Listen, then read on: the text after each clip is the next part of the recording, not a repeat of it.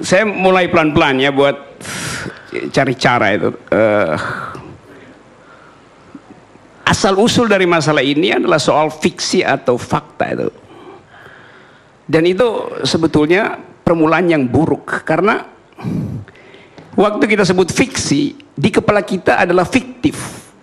Fiction itu kata benda, yaitu literatur. Selalu ada pengertian literatur di dalam kata fiksi. Tapi karena dia diucapkan dalam satu forum politik, maka dia dianggap sebagai buruk. Fiksi itu sangat bagus. Dia adalah energi untuk mengaktifkan imajinasi. Itu fungsi dari fiksi itu. Dan kita hidup dalam dunia fiksi lebih banyak daripada dalam dunia realitas. Fiksi lawannya realitas, bukan fakta. Jadi kalau Anda bilang itu fiksi lalu kata itu jadi pejoratif, itu artinya kita menginginkan anak-anak kita tidak lagi membaca fiksi. Karena udah 2 bulan ini kata fiksi itu menjadi kata yang buruk. Kitab suci fiksi atau bukan? Siapa yang berani jawab? Kalau saya pakai definisi bahwa fiksi itu mengaktifkan imajinasi, kitab suci itu adalah fiksi. Karena belum selesai, belum tiba itu. Baba Tanah Jawa itu fiksi. Anda sebut apa aja tuh. Jadi ada fungsi dari fiksi untuk mengaktifkan imajinasi, menuntun kita untuk berpikir lebih imajinatif. Sekarang dia dibunuh, kata itu tuh, dibunuh oleh politisi. Bayangin. Prof, informatif Prof. Bisa nggak fiksi itu menjadi hal yang untuk tumpuan prediksi, Prof? Informatif aja. Lebih dari itu. Bahkan bukan untuk prediksi, tapi untuk destinasi. Jauh dari itu, bukan sekedar Anda bikin prediksi. Anda percaya pada fiksi dan Anda dituntun oleh kepercayaan itu. Bisa tiba nggak bisa tiba. Gimana caranya? Itu fungsi kitab suci. Anda percaya kitab suci. Kenapa Anda abaikan sifat fiksional dari kitab suci? Kan itu bukan faktual, belum terjadi. Dan Anda dituntun oleh dalil-dalil dalam kitab suci. Bukan sekedar prediksi itu. Nah, saya mau terangkan itu supaya kita selalu punya semacam stok argumentasi sebelum disesatkan oleh pembulian politik. Dari sekarang kita mesti pastikan bahwa fiksi itu baik. Yang buruk itu fiktif. Bisa bedain nggak tuh?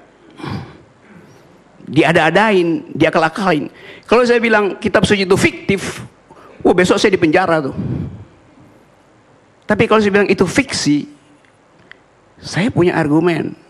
Karena saya berharap terhadap eskatologi dari kitab suci. Tunggu Prof. Saya ya, silakan. Kurang paham saya ini. Kitab suci sebagai satu hal yang fiksi itu penuh tanda tanya buat saya ini. Oke, saya jawab sekarang supaya tanda tanya itu hilang. Karena jangan sampai nanti ini menjadi satu hal yang terjadi kesalahpahaman. Saya tahu akibatnya, karena itu saya terangkan supaya nggak jadi dicari-cari jadi delik. Saya ngerti dari awal itu problem itu. Kalau saya tanya sekarang kitab suci itu fiksi atau fakta, Anda mau jawab apa? Is it factual? Enggak. Jadi kesalahan kita memakai kata fiksi itu untuk dibully sehingga seolah-olah fiksi itu buruk. Prof, kalau bicara kitab suci kita bicara keyakinan, Prof. Tapi kalau bicara buku, masalah buku yang fiksi, saya mungkin masih bisa memahami. Tapi kalau kita bicara masalah kitab suci, kemudian Prof katakan ini sesuatu yang fiksi atau apalah itu yang sifatnya fiktif, saya agak keberatan kalau itu tentu saja Anda keberatan karena keburu preteks Anda tentang fiksi itu berbahaya. Jadi bisa diperjelas secara detail supaya jangan terjadi kesalahpahaman lagi nanti, Prof. Coba jangan tanya dulu, saya terangkan dulu dalam 2 menit supaya potensi Anda bertanya saya selesaikan dulu ya. Kenapa kata fiksi itu kemudian Anda takut untuk diucapkan terhadap kitab suci? Karena selama ini kata fiksi itu dibebani oleh kebohongan, seolah fiksi itu bohong gitu. Tadi saya katakan bohong itu fiktif. Dalam bahasa Indonesia kita bilang fiktif, artinya itu angka fiktif, bohong. Tapi fiksi energi untuk tiba ke telos yang di depan itu. Kitab ingin tiba di telos, ujung dari kitab suci itu adalah harapan, janji. Dan itu sifatnya fiksi. Baik atau buruk? Baik. Jadi saya jelaskan itu supaya kita berhenti dengan debat fiksi atau fakta. Kalau mau debat itu faktual atau fiktif, bukan fiksi atau fakta. Selama ini Twitter itu, media sosial kita dibikin dungu oleh mereka yang tak paham tentang makna dari kata fiksi, fiction itu. Mahabharata itu fiksi, bukan fiktif. Orang akan marah. Pak Roy. Oke. Silakan Roy jawab. Saya sebagian memahami argumen Anda tentang fiksi. Pak Rocky maksudnya. Pak Rocky. Iya. Pak Rocky. Kalau saya jawab wayang lagi nanti. Nanti Nggak apa-apa. Ini bagus. Saya suka. Saya tiba-tiba harus kembali ke kelas-kelas filsafat karena beliau adalah sebagian pemahaman saya yang sederhana tentang argumen Anda mengatakan kitab suci itu adalah fiksi, pada titik tertentu saya bisa pahami. Tapi saya tidak tahu argumen tentang ini Anda bangun pada kitab suci yang mana.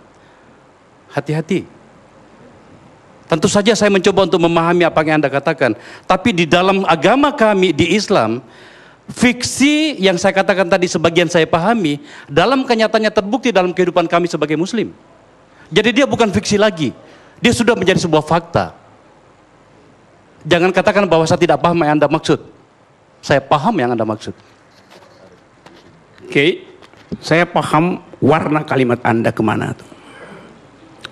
Dan jangan coba-coba jebak saya dengan enggak, sama sekali saya tidak menjebak Anda. Karena itu dijawab saja, Prof. Jangan dibawa ke situ seakan-akan saya akan menjebak Anda dengan sesuatu yang akan menyudutkan Anda. Nggak boleh gitu dong. Ya, ini diskusi dong. Anda tadi minta kitab suci yang mana? Saya tidak jawab. Saya bilang karena saya suci. tidak mengerti kitab suci yang lain. Makanya saya tidak mau menyentuh kitab suci yang lain. Yang saya sebutkan adalah kitab suci saya, yaitu Islam, yaitu Al-Quran. Saya tidak akan menyebutkan yang lain. Dan Anda mengatakan kitab suci, Anda seakan-akan menyamakan semuanya. Saya tidak sedang menjebak Anda. Tapi saya bertanya pada bagian mana yang Anda maksud. Yang saya pahami itu yang saya sampaikan. Sekali lagi, saya tidak berada pada wilayah yang Anda sebutkan. Anda keliru sama sekali tentang itu. Kali ini saya debat Anda, Prof. Bukan Prof. Sekali ini saya debat Anda, Pak Rocky. Karena banyak pikiran Anda yang saya sukai. Tapi kali ini saya debat Anda. Oke, saya terangkan ya. Waktu saya memilih kata kitab suci, dengan sendirinya saya menghindari menyebut nama kitabnya itu. Seharusnya Anda paham itu, Anda tahu. Nggak bisa, Pak Rocky. Ngapain jutanya? Loh, nggak bisa dong. Karena Anda memulainya, maka kemudian saya mulai juga dengan mengatakan yang saya pahami adalah kitab suci saya. Ya udah, nggak apa-apa. You pahami itu. Tapi kemudian Anda mengatakan bahwa jangan jebak saya. Oh enggak. Anda berpikir negatif dulu kepada saya. Saya kira pertanyaan Anda udah keluar, biar dia jawab. Tapi kalau enggak, Anda berdua bersiaran namanya, bukan bersiaran. Oke ya, saya lanjutkan ya.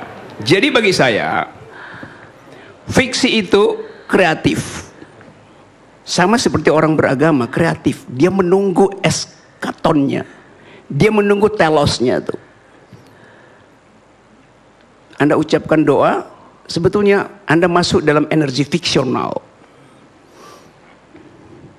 Karena Anda pupuk harapan bahwa dengan untayan doa itu Anda akan tiba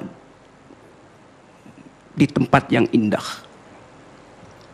Begitu fiksi bekerja. Lalu, bisakah itu disebut sebagai keyakinan? Bisa. Di dalam agama, fiksi itu adalah keyakinan. Di dalam literatur, fiksi adalah energi untuk mengaktifkan imajinasi. Kimianya sama. Orang berdoa dan baca novel, kimianya sama. Di dalam tubuh sama. Jenis hormon yang diproduksi sama. Itu soalnya. Jadi itu pengantar untuk menertibkan kekacauan publik yang dibuat oleh politisi itu. Yang kedua adalah soal adu meme di medsos Jokowi versus Prabowo itu. Saya ikuti itu. Saya ikuti reaksi Presiden terhadap pidato Prabowo. Tetapi ada yang palsu di dalam cara Presiden bereaksi itu. Dia pasti palsu karena dia bereaksi terhadap pidato. Jadi Presiden tidak berpidato, dia bereaksi terhadap pidato. Reaksi pertama terhadap kaos dengan hashtag tadi itu. Apa namanya? Kaos 2019 ganti presiden. Loh, hashtag itu adalah fiksi. Ngapain bereaksi terhadap fiksi?